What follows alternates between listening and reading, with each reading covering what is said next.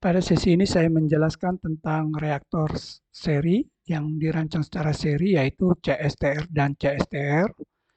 Nah, ini adalah sebuah gambar di mana ada dua buah reaktor CSTR dirangkai secara seri. Nah, di sini ada data, ada volume pertama untuk CSTR pertama dan volume kedua pada CSTR kedua.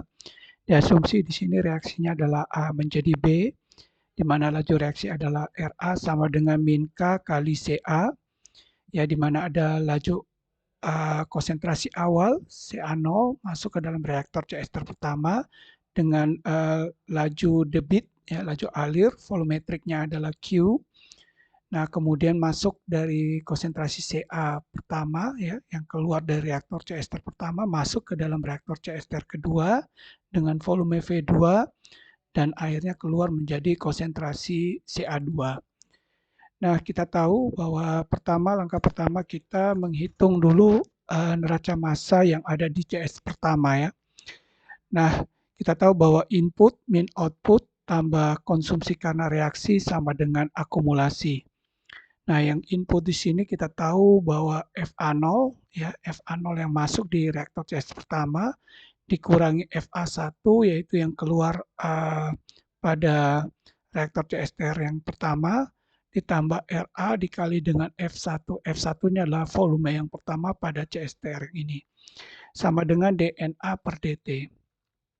Nah, kita tahu bahwa dalam kondisi steady state, di mana dNA per dt itu sama dengan 0, sehingga kita tahu juga bahwa F, ya, F itu sama dengan Q kali C, ya, di mana Q itu adalah laju alir volumetrik dikali dengan konsentrasi, dan RA itu adalah min K kali CA.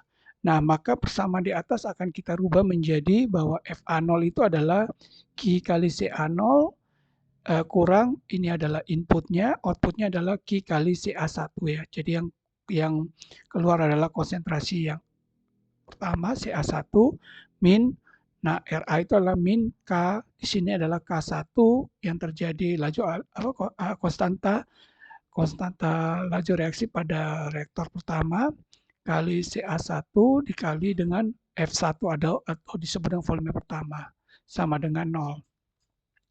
Nah, di sini kita tahu bahwa ini adalah input, output min output tambah dengan pembentukan karena reaksi sama dengan akumulasi sama dengan 0. Nah, kalau kita ingin cari CA1, maka Q kali CA0 kita pindah ke ruas kiri, akan menjadi Q kali CA0, sedangkan ini adalah Q kali CA1 tambah K1 kali CA1 kali dengan F1.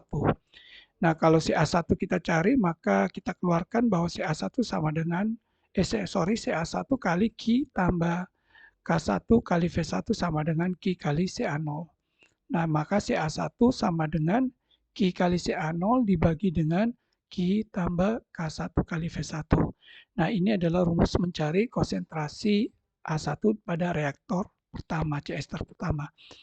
Nah, ini kita sebut dengan persamaan 1.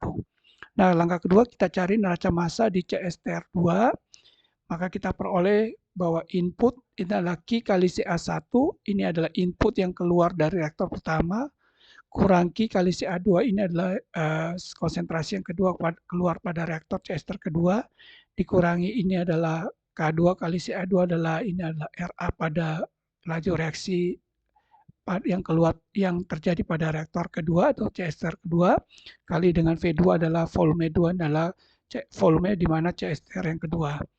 Nah, kemudian kita tahu kalau kita ingin mencari CA2, maka Q kali CA1 kita pindahkan ke ruas kanan, maka jadi Q kali CA1, maka yang di ruas kiri adalah Q kali CA2 tambah dengan K2 kali CA2 kali V2.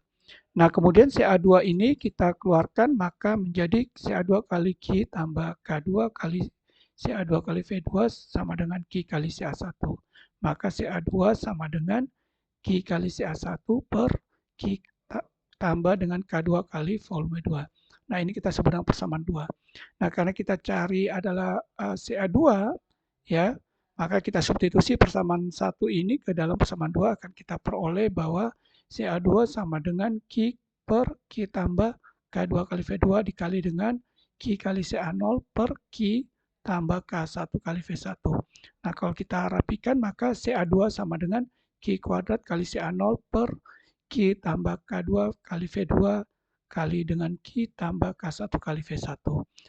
Nah, ini adalah persamaan di mana kita ingin mencari konsentrasi yang keluar pada reaktor CSTR kedua. Oke, hanya ini yang dapat saya jelaskan. Terima kasih atas perhatiannya.